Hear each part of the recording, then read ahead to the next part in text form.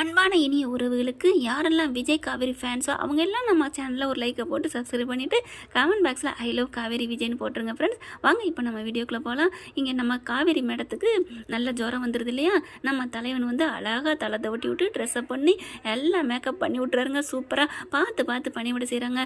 அடுத்து பார்த்தீங்கன்னா விஜய்க்கும் அழகாக பார்த்து இவங்க செய்கிறாங்க. அப்படி ஒரு தாயை போல் பார்த்துக்கிறாங்க. டீ வாங்கியாந்து போட்டு வந்து கொடுக்குறாங்க. டீயை குடிச்சிட்டு மாமா வேற லெவல் மாமா, யார் டீ போட்டது அப்படிங்கிறாங்க. என்னடி இது, உன் புருஷன் தான் போட்டேன் அப்படிங்கிறாங்க. பேசாமல் டீ கடை வச்சிடலாமாம்மா, வேறு லெவலில் இருக்குது. ஆமாம், ஒரே ஒரு டீனா நல்லா போடுவேன், ஒரு டீயை விற்று நல்லா பணக்காரில் ஓஹோன்னு வந்துடலாமா அப்படின்னு கேட்க, ஓ அப்போ நீங்கள் ஒரு டீ மட்டும்தான் நல்லா போடுவீங்களா? ஆமாண்டி ஒரு டீ, அது என் பொண்டாட்டி அப்படிங்கிறாங்க. மாமா நீங்கள் நாட்டி பாயாட்டிங்க சீ அப்படிங்கிறாங்க. என் பொண்டாட்டி நீ ஒரு டீன்னு சொன்னேன்டி, உனக்கு நான் ஒரு டீ தானே கொடுக்க முடியும் அப்படிங்கிறாங்க. போடா நீ பொல்லாம மாத்திர போ அப்படிங்கிறாங்க. சரி விடு மனுஷன்னா அப்படித்தான் அப்படிங்கிறாங்க.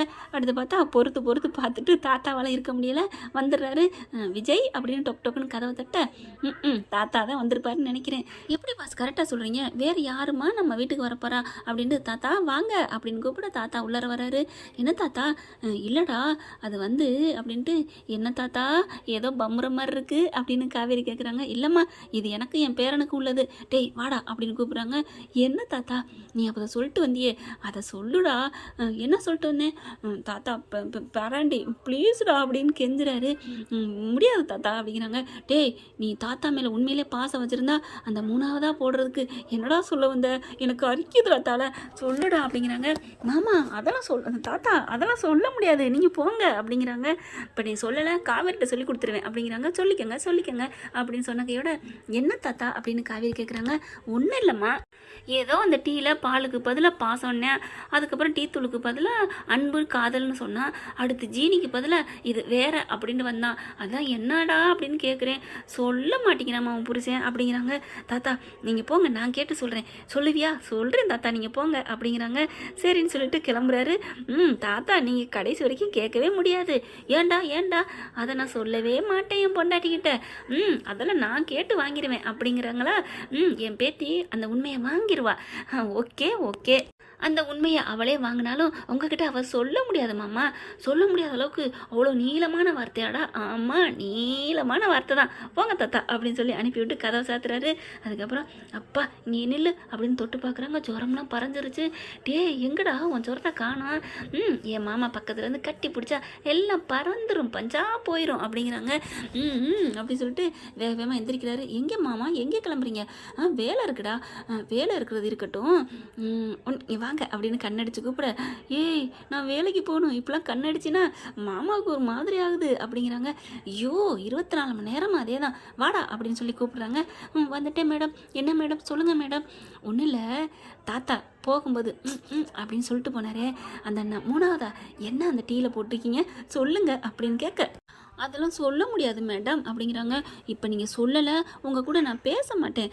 பேசாட்டியும் பரவாயில்ல, நான் சொல்ல முடியாது. மாமா நீ இப்போ சொல்லலைன்னு வைவேன். சரி ஓகே சொல்கிறேன் அப்படிங்கிறாங்க. சொல்லுங்க அப்படின்னு கேட்க, சொல்ல முடியாதுடி. சொல்ல முடியாதா அப்படின்னு காதை பிடிச்சி திருகுறாங்க. ஐயோ சொல்கிறேன் மூணாவதாக என்ன போட்டேன்னு தெரியணும் அதானே? ஆமாம் மூணாவதாக என்ன போட்டேன்ட்டு எப்படி சொல்கிறது அப்படின்னு. இது டீ டம்ளரா? ஆமாம். டீயை கொண்டு வரேனா? ஆமாம். இந்த விரல் இருக்கா? ஆமாம். மூணாவதாக போட்டது இந்த விரல் தான், இதை உள்ளுக்க போட்டு கொண்டாந்தேன், அதை தாண்டி சொன்னேன். ஓ அப்படியா, அதானே பார்த்தேன். மாமா என்கிட்ட சொல்லாமல் இருப்பீங்களா என்ன? தாத்தா ஒரு கேனை, அதனால தான் சொல்லாமல் வந்துட்டீங்களா? கிறுக்கு பைய கேனை அப்படின்னு விஜய் சொல்லி சிரிக்க, மாமா நில்லுங்க. அது சரி விரல் தானே விடுறீங்க டம்ளருக்குள்ளே, அதை சொல்கிறதுல தப்புன்னு, அதில் என்ன வெக்கம் கூச்சம்? தாத்தாட்ட சொல்லிட்டு வந்திருக்கலாமே மூணாவதாக என் விரலை தான் விடுவேண்டு.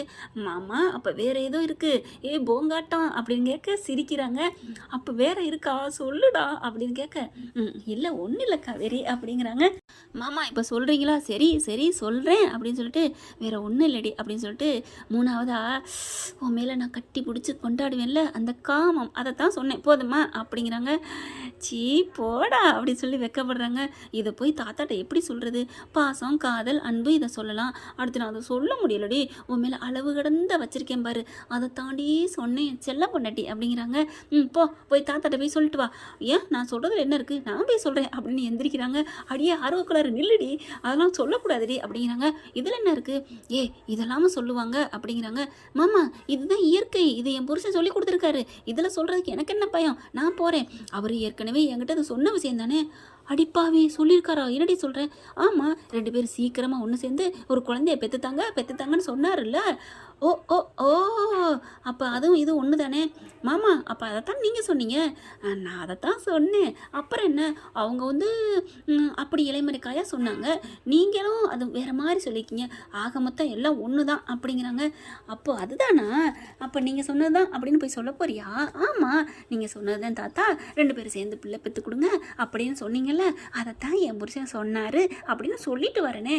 நான் வாக்கு கொடுத்துட்டேன் தாத்தாவுக்கு. அடியே ஆர்வக்குளர், வாக்கு கொடுத்துட்டேன் பாக்கு கொடுத்துட்டேன்னு இப்போ மாமாவை தனியாக விட்டுட்டு போகாது இருடி அப்படிங்கிறாங்க. அதெல்லாம் முடியாது அப்படிங்கிறாங்க. ப்ளீஸ் ப்ளீஸ் வா, நம்ம 2 பேருமே போவோம். என்னடா, ஏன் என்னை விட்டுட்டு இருக்க மாட்டீங்களா?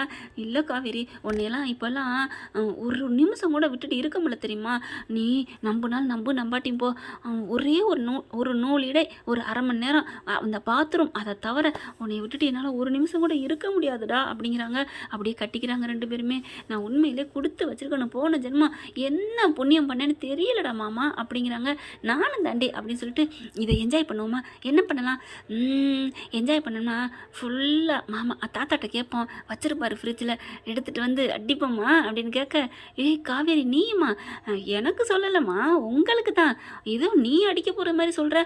என் மாமா அடித்தாலே எனக்கு ஃபுல் கிக்கு ஏறும்ல, அதைத்தான் நான் சொன்னேன். ஐயோ, புருஷன் தரக்கடிக்கிறத பொண்டாட்டி சந்தோஷமாக சொல்கிற ஒரே புருஷனுக்கும் பொண்டாட்டி அது நம்மளாக தான் இருப்போம். நான் கொடுத்து வச்சவ என் செல்ல பொண்டாட்டி அப்படின்னு கண்ணத்தை பிடிச்சிக்கிறாங்க. நான் இப்போவே போய் தாத்தாட்ட கேட்டு வாங்கிட்டு வரேன் அப்படின்ட்டு கிளம்புறாங்க. தோட்டத்திலே வச்சு பண்ணுவோம் அப்படின்னு சொல்லிட்டு 2 பேர் இறங்குறாங்க. ஓடி போய் தாத்தா வாங்க அப்படின்னு கூப்பிட, பாட்டி தூங்குறா இருடா அப்படிங்கிறாங்க. அதுக்கப்புறம் மெல்ல வரார். என்னடா தாத்தா அப்படின்னு கையை காமிக்கிறாங்க. டேய் என்னடா, காவேரி தான் தாத்தா என்ஜாய் பண்ண சொன்னா. ஓ அப்படின்னு திரும்புறாரு. காவேரி எனக்கு தெரியும், நான் இங்கே தான் ஆம்லேட் போட்டுக்கிட்டே இருக்கேன். ஐயோ நீ தாம்மா என் வீட்டுக்குள்ளே விளக்கு அப்படின்னு சொல்கிறாங்க. அதுக்கப்புறம் போயிட்டு வேகமாக பாட்டில், பெரிய பாட்டில் 2 பாட்டில் எடுத்தாந்து வைக்கிறாரு. பார்த்தா அப்படியே சூப்பராக பாதி குடிக்கிறாங்க. எங்கம்மா ஆம்லேட்டு அப்படின்னு சொல்லிட்டு இருக்காங்க. வரும் இருங்க தாத்தா அப்படின்னு சொல்லிட்டு கீழே ஆம்லேட் போடல, லைட்டாக சின்னதாக கையில் பட்டுருது. அப்படின்னு கத்துறாங்க. அவ்வளோதான், தாத்தா துடிக்கிறாரு, பேராண்டி துடிக்கிறாங்க. 2 பேரும் ஓடி வந்து என்னாச்சுமா அப்படின்னு கேட்க, ஒன்றும் இல்லை தாத்தா, லைட்டாக முட்டை பட்டுருச்சு, அவ்வளோதான், வேற ஒன்றும் இல்லை அப்படின்னு சொன்ன கையோட விஜய் செம்ம காண்டாகிறாரு. எங்கே அந்த முட்டை அப்படிங்கல, என்னது எங்கவா, இதோ இங்கே தான் அந்த தெரிச்சது கிடக்கே அப்படிங்கிறாங்க. அந்த முட்டையை போட்டு நொங்கு குத்துறாரு. ஏங்க அது எப்படி என் பொண்டாட்டியை டச் பண்ண போச்சு? என் பொண்டாட்டியை டச் பண்ணுறது நான் மட்டும்தான் இருக்கணும். அட பாவி, இங்கே நான் சூடுபட்டு கிடக்கிறேன், உங்களுக்கு இந்த பஞ்சு டைலாக் இப்போ உங்களுக்கு தேவையா அப்படின்னு காவேரி கேட்க, பின்ன என் பொண்டாட்டியை நான் மட்டும்தான் கட்டி அனுப்பேன், தொடுவேன், எல்லாம் பண்ணுவேன், என்ன நினச்சிட்டு இருக்கு இந்த முட்டை அப்படின்னு கத்துறாங்க. அந்த சமயம் கரெக்டாக பார்த்தா ராகினி வருது. கரெக்டாக சரக்கு பாட்டில் 2ஐயும் பார்க்குது. ஓ எல்லாம் சந்தோஷமாக இருக்கீங்களா? என் வாழ்க்கையை சிதைச்சிட்டு நல்ல வேலை எங்கள் அப்பா எனக்கு கொடுத்துருக்காரு, அதை வச்சு ஏதாவது பண்ணுன்னு சொல்லிட்டு டக்குன்னு ஓடி போகிறாங்க. மாடிக்கு போயிட்டு வேகமாக அந்த இதை மருந்து எடுக்கிறாங்க. இப்படி ஒரு மனுஷியான்னு சொல்லணும். அதாவது 2 பேரையும் ஒரே வாக்கில் போட்டு தள்ளுற மருந்துங்க. எடுத்துகிட்டு வந்து டக்குன்னு 2 பாட்டிலையும் கலந்து விட்டது. கடன்னு வேகமாக போட்டு நல்ல உள்ள மாதிரி அங்கிட்டு போய் நின்றுக்கிறது. இதுங்க கொஞ்சம் ஜாலியாக விளையாண்டுட்டு அதுக்கப்புறம் குடிக்கலான்னு வர்றாங்க. வரும்போது இங்கே பாட்டி குரல் கொடுக்குது. விஜய்னு கூப்பிட்ட கையோட, ஐயோ பாட்டி கூப்பிடுது. தாத்தா போங்க, டேய் விஜய்னு ஒன்றை தாண்டா கூப்பிடுது. ஆமாம்ல அப்படின்னு சொல்லிட்டு 3 பேருமே பாட்டிகிட்ட போகிறாங்க. பாட்டி என்னாச்சு பாட்டி? இல்லைடா, ஏதோ கனவு கண்டேன்டா, உங்களுக்கு ஏதோ ஆபத்து வரப்போகிற மாதிரி. பாட்டி எதுக்கு ஆபத்து வருது? அதெல்லாம் ஒன்றும் இல்லை, ஆபத்து தான் ஏற்கனவே வீட்டில் இருக்கேன், இனிமேல் புதுசாக வெளியிலேருந்து வரப்போகுதா அப்படின்னுட்டு இருக்காங்க. இங்கே ராகினிக்கு சந்தோஷம் தாங்கலை, எப்படியும் இதை குடிச்சிட்டு போயிருங்க அப்படின்ட்டு ராகினி பார்த்தா ஃபோன் வருது, அங்கிட்டு போயிடுறாங்க. அந்த சமயம் பார்த்து அவங்க அப்பன் பசுபதி என்ன பண்ணுறான், பொண்ணை பார்க்கணும் அப்படின்னு சொல்லிட்டு வந்துடுறான். வரும்போது பார்த்தீங்கன்னா பாட்டில் இருக்குது. ஆஹா அப்படின்னு அதான் அந்த அடித்து பழகுனவங்களுக்கு அதை பார்த்தோன்னா ஆசை வரும் இல்லையா? எடுத்து பார்க்குறோம், அது 2 ஃபாரின் சரக்கு. ஐயோ சூப்பராக பாதி இருக்கே அப்படின்ட்டு எடுத்து 2ஐயும் ஃபுல்லாக கபக்குன்னு 2ஐயுமே அடித்து முடிச்சிடுறாரு. வச்சுவிட்டு வேகமாக ராகினி ரூமுக்கே போயிடுறாருங்க. இவங்க 3 பேரும் பாட்டியை சரி பண்ணிவிட்டு வெளில வராங்க. அப்பா ஆம்லேட்டை கொடு அப்படின்னு சொல்லிட்டு வேகமாக போகிறாங்க. இவங்க 3 பேரும் வந்து பார்க்குறாங்க. சரக்கு பாட்டில்ல ஒண்ணுமே காணோம். காவேரி, விஜய், தாத்தா என்னங்க அப்படின்னு 3 பேரும் ஒருத்தர் பார்த்துக்கிறாங்க. அதுக்கப்புறம், "ஏய் காவேரி, உனக்கு ஆசை வந்துருச்சா? ஏதோ ஃபுல்லா குடிக்கணும்னு சொன்னேன். நீ எடுத்துட்ட தானே?" "ஐயோ! ச்சே போங்க. என்னங்க இப்படிலாம் பேசிக்கிட்டு? தாத்தா நீங்க எதுக்கு?" "டேய் என்னடா பேரண்டி, உன் பின்னாடியே தான்டா நானும் வந்தேன்." "ஏன்டா விஜய் நீ குடிச்சிட்டு." "தாத்தா என்ன தாத்தா நீங்க சும்மா இருங்க." அப்படிங்கிறாங்க. சொல்லிக்கிட்டு இருக்கையில அங்கே பார்த்தீங்கன்னா, இங்கே பசுபதி ராகின்ட்ட போயிட்டு, "என்னம்மா நல்லா இருக்கியா?" "அப்பா எப்போ வந்தீங்க?" "இப்பதாம்மா வந்தேன்." "நல்ல வேளை நீங்க வந்துட்டீங்கப்பா. இன்னும் ஒரு சந்தோஷமா நடக்க போகுது. அதை நீங்க பார்க்க போறீங்க." "என்னம்மா சொல்ற? என்ன சொல்ற?" "ஆமா ஆமாப்பா, அங்க 3 பேரும் சரக்கு அடிச்சுட்டு இவெல்லாம் ஒரு பொம்பளையா அப்படியே என்ஜாய் பண்ணிக்கிட்டு ஆம்லெட் சுட்டு கொடுத்துட்டு இருக்கா. அந்த சமயம் பார்த்து நீங்க கொடுத்து விட்டீங்கல்ல, அதை அதில் கலந்துட்டேன்." "என்னடி சொல்ற?" அப்படின்னு பசு கேட்க, "அட ஆமாப்பா கலந்துட்டேன்ப்பா. நீ ஏப்பா தவிக்கிற துடிக்கிற? ஐயையோ நீ அதில் கலந்தியா?" அப்படின்னோடனே தொண்டை அரிக்குது. ஆங்கிறாரு. "என்னப்பா என்ன ஆச்சு?" அப்படின்னு ராகினி துடிக்க, "அடி பாவி மவளே, உன் வீட்டுக்கு உன்னை தேடி வந்தா என்னை எமனை தேடி போக வச்சுட்டியே. என்னப்பா சொல்றீங்க?" "அதை நான் குடிச்சிட்டேன்டி அப்படிங்கிறாங்க. "ஐயோ அப்பா!" அப்படின்ட்டு, "அப்பா என்னாச்சு என்னாச்சு?" அப்படின்னு துடிக்கிறாங்க. "இப்போ எப்படி நம்ம ஆஸ்பத்திரிக்கும் போக முடியாதே, அவங்ககிட்டயும் ஒன்றும் சொல்லவும் முடியாதே, அப்போ என்ன பண்ணுறது?" ஏதோ ஒன்று அங்கே சாப்பிட்டு வந்தேன் ஹோட்டலில், அதனால இப்படி ஆச்சுன்னு சொல்லிக்கலாம், வாப்பா." அப்படின்னு அப்படியே அதுக்குள்ளே அவர் சாஞ்சிடுறாரு. "ஐயோ வாங்க வாங்க, யாராவது வாங்க, தாத்தா விஜயன் கத்துறாங்க." கரெக்டாக அவங்க 3 பேர் என்ன என்ன குரல் கேட்குது அப்படிங்கல, "எங்கள் அப்பாவுக்கு முடியலை." அப்படின்னு சொல்லிட்டு கத்துறாங்க. எல்லாரும் மேலே போகிறாங்க. பசு அப்படியே சரிஞ்சு போய் கிடக்குறாரு. வாயிலேருந்து நுர தள்ளிக்கிட்டு பார்க்குறாரு விஜய். என்னதான் இருந்தாலும் எதிரியாக இருந்தாலும் கண்ணுக்கு முன்னாடி இப்படி கிடைக்கல, நல்ல மனசு உள்ளவங்க போட்டுட்டு இருக்க மாட்டாங்க இல்லையா? தூக்கு தூக்கு என்ன ஆச்சு?" அப்படின்னு கேட்கல, சொன்ன பொய்யை அப்படியே மெயின்டைன் பண்ணுது. "எங்கேயோ சாப்பிட்டு வந்திருப்பார் போல இருக்கு, விழுந்துட்டாரு. ப்ளீஸ் காவேரி, ப்ளீஸ் விஜய், காப்பாத்துங்க காப்பாத்துங்க." எப்படியெல்லாம் பண்ணினேன், ஆண்டவன் வச்சான ஆப்பு இதைத்தாங்க. வினை விதைச்சேன் வினை அதுக்குறதுன்னு சொல்லுவாங்க. பார்த்தா சரின்னு சொல்லிட்டு தாத்தா என்ன பண்ணாரு, "தூக்குப்பா." "தாத்தா அதெல்லாம் நான் தூக்கிடுவேன், காவேரி தாங்க போயிட்டு போகிறான், நம்ம எதிரியாக இருந்தாலும் எதிர்க்க தான் பண்ணணும், இப்படி விழுந்து கிடக்கையில விட்டுட்டு இருக்கக்கூடாது, காப்பாத்துங்க." அப்படிங்கிறாங்க. ஆனால் பாட்டி இந்த சத்தத்தில் எந்திரிச்சு வந்துடுறாங்க. தூக்கிக்கிட்டு வேகமாக வர்றாங்களா. காவேரி பாட்டி பார்க்குது. "காவேரி என்னடிங்க?" அப்படிங்கல.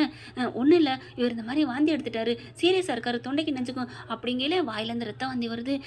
"சேச்சே" அப்படின்ட்டு பாட்டி பார்த்துட்டு, "இவனையே நீங்கள் காப்பாற்றுறீங்க, இவனால் நித்த நான் என் உயிர் போகிற அளவுக்கு நொந்துக்கிட்டு இருக்கேன், வேணாம் காப்பாற்ற வேணாம்." அப்படிங்கிறாங்க. தாத்தா இருந்துட்டு, "கல்யாணி இப்படிலாம் பேசக்கூடாது." "என்னங்க பேசக்கூடாது? நானும் சாதாரண மனுஷனா, எல்லாத்தையும் யோசிக்கிறவ தான்.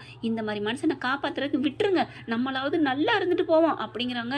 காவேரி விஜய், "பாட்டி இப்படிலாம் பேசக்கூடாது பாட்டி, ஒரு உயிர் பாட்டி, அது ஆண்டவன் கொடுத்த உயிர், ஆண்டவன் தான் எடுக்கணும், நம்ம கையில் இல்லை."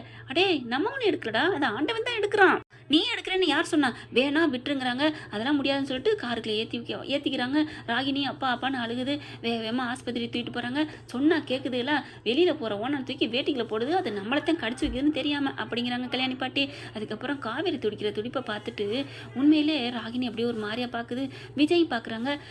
"ஏன் காவேரி, உனக்கு கொஞ்சம் கூட எதிர்ப்பா தெரியலையா? இவனை காப்பாற்றுறவன் ஏன் தேவையில்லைன்னு உனக்கு நினைக்கவே தோணலையா?" "என்ன பாஸ் இப்படிலாம் சொல்கிறீங்க? நீங்கள் ஆளை பாருங்க, இது இப்போதைக்கு ஒரு உயிர், அவ்வளவுதான். உயிரை காப்பாற்றணும், அதை மட்டும்தான் நான் நினைக்கிறேன். எங்கள் உயிரை எடுத்தவர், எங்களுக்கு துரோகம் பண்ணவர், எங்களை கொல்லப்படுத்தவர் அப்படிலாம் நான் நினைக்கவே இல்லை. எங்கள் அப்பா இருந்தாலும் அதே தான் செஞ்சுருப்பார், எங்கள் அப்பா எங்களுக்கு நல்லது சொல்லித்தான் வளர்த்துருக்காரு." அப்படிங்கிறாங்க. "என்னம்மாம்மா இப்படிலாம் போய் சொல்லிக்கிட்டு?" அப்படின்னு சொன்னோன்னே, "இல்லை காவேரி, எனக்கு கூட ஒரு நிமிஷம் ஒரு மாதிரியா தடுமாறுச்சு, நம்மளை என்ன பாடுபடுத்தினா, ஏன் இப்போ கூட கொஞ்ச நாளைக்கு முன்னாடி உன்னை காரை விட்டு ஏற்ற பார்த்தான்ல, அப்படிலாம் தோணுச்சு." அப்படிங்கிறாங்க. "அது கிடக்கட்டுங்க, அவன் குணம் அது, நம்ம குணம் நல்லது. தேளோட குணம் கொட்டுறதா இருந்தாலும் புத்தரோட குணம் காப்பாற்றுறதுன்னு சொல்லுவாங்க." அப்படின்னு சொன்னக்கையோட, "ஐயோ என் பொண்டாட்டி அறிவு கொழுந்து." அப்படின்னு முத்தம் கொடுக்குறாரு. ராகினி பார்க்குது. "அட பாவிலா, இங்கே என் உசுறு துடிச்சுக்கிட்டு இருக்கு, இது இந்த நேரத்தில் கூட ரொமான்ஸா? இன்னும் ஆஸ்பத்திரிக்கு வந்து என்ன பாடுபடுத்த போகுதுன்னு தெரியலையே. எப்படியோ எங்கள் அப்பாவை ஆஸ்பத்திரியில் சேர்த்துட்டா போதும், இது ரொமான்ஸ் பண்ணானா எது பண்ணா நமக்கு என்ன?" அப்படின்னு இருக்காங்க. காரை வேகமாக ஓட்டிட்டு போகிறாங்க. என்ன ஃப்ரெண்ட், பசுபதியை கண்டிப்பாக காப்பாற்ற தான் படுவார். இருந்தாலும் இது நம்ம கற்பனை கதை தான், நல்லா ஜாலியாக தானே இருக்குது. நம்ம தலைவனும் தலைவியும் என்ன ஒரு கல்யாண வீடாக இருந்தாலும் சரி, அடுத்து ஆப்போசிட் வீடுங்க, நெப்போலியன் சொல்லுவாருங்க இல்லையா, எந்த வீடாக இருந்தாலும் சரி, நம்ம தலைவனும் தலைவியும் 2 செல்லா குட்டிங்களும் ரொமான்ஸுக்கு மட்டும் பஞ்சமே இல்லைங்கிறதாங்க என்னை பொறுத்த வரைக்கும் என் கற்பனையில் வர்றதை நான் சொல்லிக்கிட்டு இருக்கேன். பிடிச்சிருந்துச்சுன்னா சூப்பர் ஸ்டோரின்னு எப்பவும் போடுற கமெண்ட்ஸை சொல்லி பக்கத்தில் ரெண்டு இதயம், அதாவது போடுற உங்களுக்கு ஒரு இதயம், அதை நான் போடுற எனக்கு ஒரு இதயம், 2 இதயமாக போட்டுருங்க ஃப்ரெண்ட்ஸ் கமெண்ட்ஸில். Thank you friends.